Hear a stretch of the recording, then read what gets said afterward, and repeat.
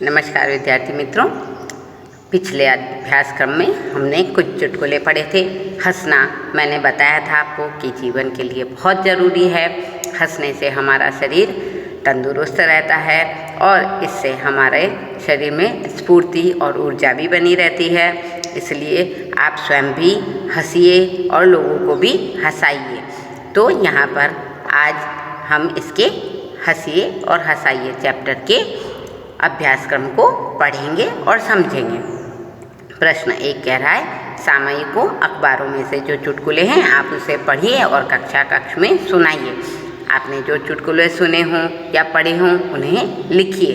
तो यहाँ पर आज इस प्रश्न में हम कुछ चुटकुले पढ़ेंगे और उनका आनंद लेंगे। पहला चुटकुला कुछ इस प्रकार से है कि पिता कह रहे हैं, राजू तुम हर बार इतिहास में अनुत्तीर्ण क्यों हो जाते हो? तो राजू कह रहा है, क्योंकि इस विषय के जो भी प्रश्न होते हैं वो उस समय के होते हैं जब मैं पैदा ही नहीं हुआ था।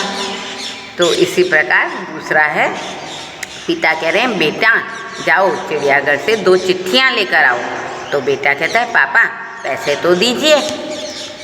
तो पिता कह रहे हैं, अरे बेटा पैसे से तो सभी ले आते हैं। अगर तुम मेरे बेटे हो तो बिना पैसे के लेकर आओ। तो थोड़ी ही देर में बेटा 4-5 चिट्ठियाँ लेकर वहाँ आ जाता है। तो पिता कहता है, अरे ये तो पहले से लिखी हुई है। तो बेटा कहता है, पापा अगर आप मेरे पापा हैं तो लिखी हुई चिट्ठियों पर लिख कर दिखाइए। तो क्या लिखी हुई चिट्ठियों के ऊपर दोबारा से लिखा जा सकता है? बिल्कुल नहीं। इसी तरह अगला चुटकुला है, सोहन कह रहा है सोनल से, सोनल बताओ अकल बड़ी या भैंस? तो सोनल कहती है, भैया पहले दोनों के जन्मदिन बताओ, तभी तो पता चलेगा कि कौन बड़ा है। इसी प्रकार टीचर कह रही है, जहाँ बहुत बारिश होती है वहाँ कौन सी चीज़ ज़्यादा पैदा होती है? तो बच्चे कहते हैं, जी कीचड़ ज़्यादा होता है।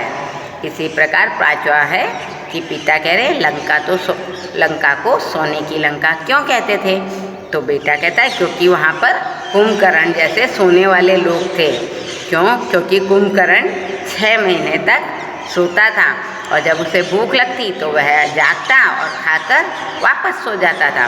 तो लंका को सोने की लंका इसलिए कहा जाता है क्योंकि वहाँ कुंभकर्ण जैसे सोने वाले लोग थे।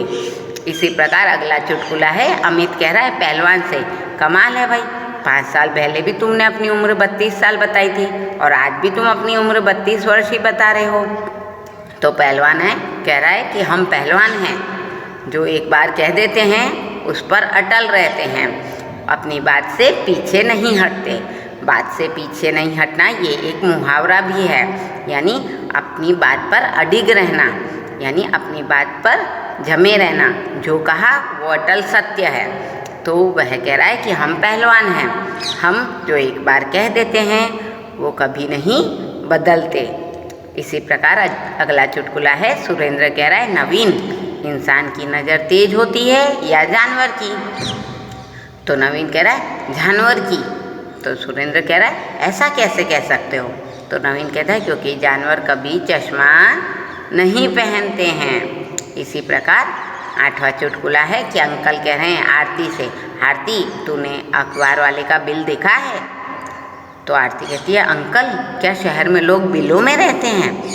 अंकल कह रहे हैं अखबार का बिल, यानी पेमेंट करने का बिल। और आरती कह रही है रहने वाला, यानी जो घर बना कर रहते हैं बिलों में, चूहा गिलहरी ये सब बिलों में घर बना कर रहते हैं। तो क्या शहर में लोग बिलों में रहते हैं? इसी प्रकार 9वां चुटकुला है, नौकर कह रहा है, मालिक आप एक साथ 2-2 रोटियां क्यों खाते हैं? तो मालिक कह रहा है कि डॉक्टर ने मुझे डबल रोटी खाने को कहा है।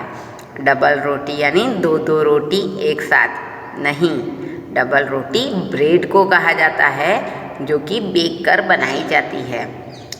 अगला चुटकुला है, एक छोटी बच्ची ने टेलीफोन पर अपने पिताजी की आवाज़ सुनी तो ज़ोर ज़ोर से रोने लगी।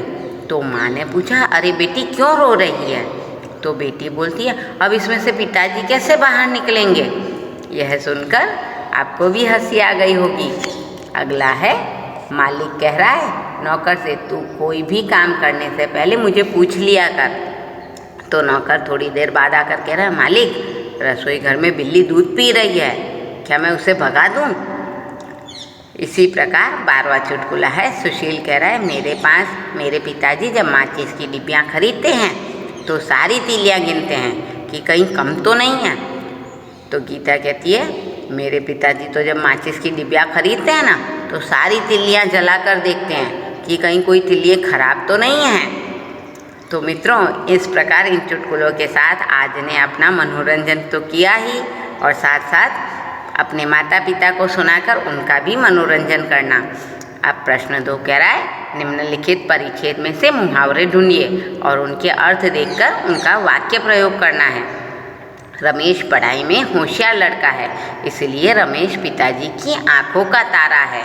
तो आंखों का तारा ये एक मुहावरा है, इसका अर्थ है बहुत प्यारा। तो गौरव अपनी माँ की आंखों का तारा है। अब इस साल रमेश ने कमर कस के परीक्षा की तैयारी की थी। तो कमर कसना ये भी एक मुहावरा है, यानी अच्छी तरह से तैयार हो जाना। तो जब भी मैंने प्रतियोगिता में हिस्सा लिया तो प्रतियोगिता में जीतने के लिए कमर कस ली। जब वह परीक्षा देने गया तो उसका ईद का चांद मित्र महेश का नंबर भी उसके नज़दीक ही था। ईद का चांद होना यानी बहुत दिनों बाद मिलना। तो उसका मित्र महेश उसे बहुत दिनों बाद मिला। तो आजकल तुम ईद के चांद हो गए हो, तुम तो दिखाई ही नहीं देते। महेश आस्तीन का सांप निकला। आस्तीन का सांप यानी कपटी मित्र, जो मित्र बनकर शत्रु जैसा व्यवहार करे। तो मैंने मनोज पर पूरा विश्वास किया, लेकिन वह तो आस्तीन का सांप निकला और वह अध्यापक की नज़रें चुरा के रमेश की कॉपी में से नकल कर रहा था। नज़र चुराना यानी किसी का ध्यान ना जाए इस तरह से काम करना। तो अपराधी पुलिस की नज़र चुराकर भाग गया।